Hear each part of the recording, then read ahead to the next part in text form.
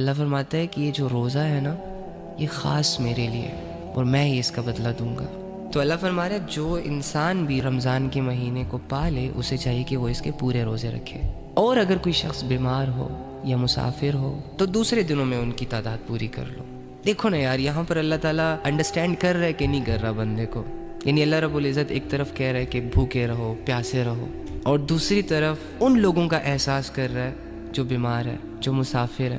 یعنی اس زمانے میں اگر سوچا جائے تو آج کل تو گاڑیاں ہیں، گرمیوں میں اے سی لگا ہوتا ہے، سردیوں میں ہیٹرز لگے ہوتے ہیں، لیکن اس وقت جو سفر ہوتا تھا وہ بہت مشکل ہوتا تھا۔ لوگ گدھوں گھوڑوں پہ سفر کیا کرتے تھے، تپتی ریت پر، دھوپ پر، چٹانوں پر چڑھا کرتے تھے۔ تو ظاہری سی بات ہے اتنی ٹف سچویشن میں 2 کلومیٹر چلنے کے بعد زبان باہر آ جاتی ہے پیاس سے، اگر پینے کو کچھ ملے نا تو جان حلق تک آ جاتی ہے۔ تو اللہ احساس کر رہا ہے نا مسافروں کا، اللہ کو پتہ ہے نا کہ سفر میں کیا حال ہوتا ہے۔ دیکھو اللہ کیسے جان رہا ہے انسان کی فیلنگز۔ تو مسافروں پر روزہ معاف کر دیا کہ اگر کوئی ضروری سفر ہے اٹس اوکے، نو پرابلم، آپ کے پاس آپشن ہے، چاہے تو آپ روزہ اسکپ کر دو، لیکن بعد میں پھر اس کی قضا بھی کرنی ہے رمضان کے بعد، جب تم ایزی ہو جاؤ، جب تم ریلیکس ہو جاؤ۔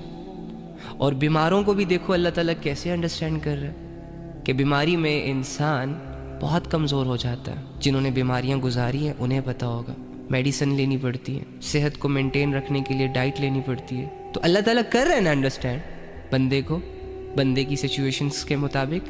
ہمارا رب تو جیتا جاگتا ہے، دیکھتا ہے، سنتا ہے، سمجھتا ہے، ساتھ ہے۔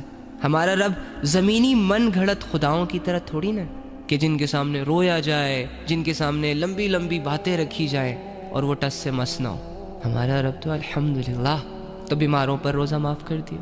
اب دیکھو نا اس میں آپ کو اللہ کی محبت نظر نہیں آ رہی، یہ چیز فیل نہیں ہو رہی کہ اللہ انسان کو انڈرسٹینڈ کرتا ہے، انسان کو تنہا نہیں چھوڑتا، بے بسی میں اس کا ساتھ دیتا ہے، اسے برڈنائز نہیں کرتا، اس پر کوئی بوجھ نہیں ڈالتا۔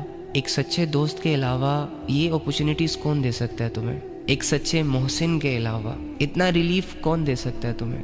تمہاری 60-70 سال کی زندگی کی عبادت کے بدلے ہمیشہ کی بادشاہت دینے والا اللہ کے علاوہ کون ہو سکتا ہے؟ 50 سال کے گناہوں کے بعد ایک رات کی عبادت اور دل سے نکلے چند توبہ کے الفاظوں سے تمہارے 50 سال کے گناہوں کو معاف کرنے والا اللہ کے علاوہ کون ہو سکتا ہے؟ لیکن ایکچولی میں نا ہم بس اپنی اس زندگی کو لے کر جج کرتے رہتے ہیں، بڑے ججمنٹل لوگ ہیں ہم یار، غلط آبزرو کرتے ہیں ہم۔ حالت خراب ہے تو سمجھتے ہیں کہ جیسے سب کچھ ہی خراب ہے، اب زندگی میں کچھ بھی اچھا نہیں رہا۔ ابے یار تیرا رب تیرے ساتھ ہے، تو اپنے رب کے تعلق کو مینٹین کر کے رکھ۔ دنیا اجڑتی ہے تو اجڑنے دینا، تیرا لینا دینا ہی کیا ہے اس دنیا سے؟